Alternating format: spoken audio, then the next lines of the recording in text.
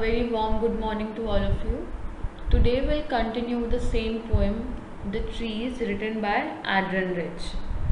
Before we move forward, I would like to recapitulate. Movement of trees brings significant change as trees normally make up the forest, but until now it's been empty for days and nights. It is symbolic of certain types of people being left in dark for too long, not knowing their true identities and where they belong. That is what we call as existential crisis. So the poet has said in the last two stanzas that how movement of trees has become a significant change.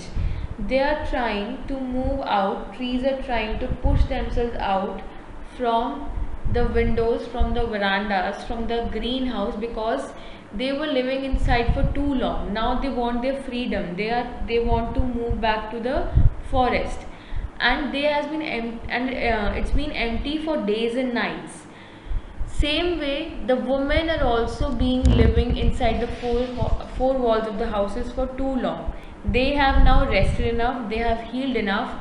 Now they want their true identity to be back. They want their own identity in the society, and that is why they are trying to move out like newly discharged patients.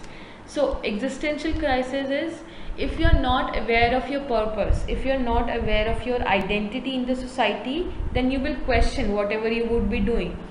For example, you are studying, your parents told you that if you will study hard, you will have a better career, you will become a good and responsible human being, you will become a good citizen. Education is one of the ladder to achieve success in your life. So if they will not told you what is the significance of being educated, of getting education, then you will question that why I need to do this thing. You need to have a certain purpose in your life. You need to know your true identity and where you belong, where you want to go, right? So that is what the poet has said, that these people, those people, especially the female characters, women in the society, they were being suppressed, they were being dominated for too long, and the true identity, their true identities got vanished over time. So now they have gained, they have relaxed, they have been healed enough. So now they want their true identities back. Let's begin with third stanza. I sit inside, doors open to veranda, writing long letters in which I scarcely mention the departure of forest from the house. The night is fresh, the whole moon shines in a sky still open. The smell of leaves still reaches like a voice into the rooms. My head is full of whispers which tomorrow will be silent.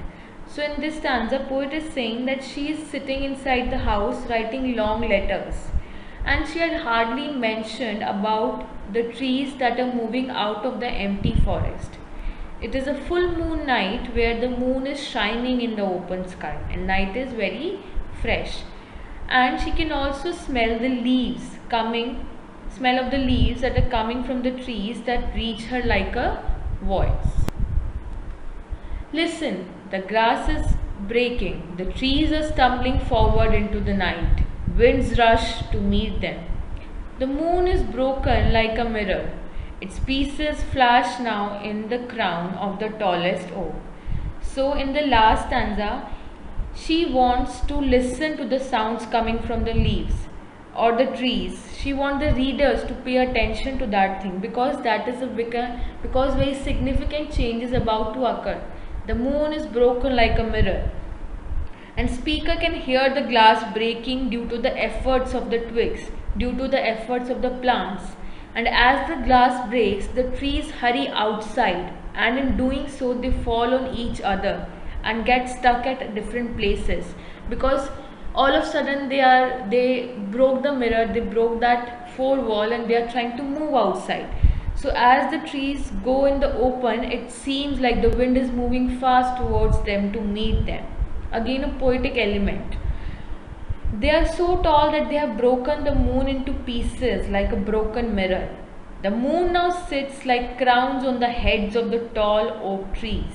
So now moon is sitting on the head of every tree like the crown, and the moon is again the use of moon is an imaginary to show that between the ground and the sky stand the trees, upper and lower. Lower is the ground and upper is the moon. In between that, the trees is standing tall. They're having their own identity. They have got their freedom. The poem becomes cinematic, relating to cinema, having qualities, characteristics of a film as the moon, that symbol of femininity. Moon is considered as one of the epitome of beauty. It is a symbol of femininity as well. Emotions, physical change breaks like a mirror, another symbol of reflected former self.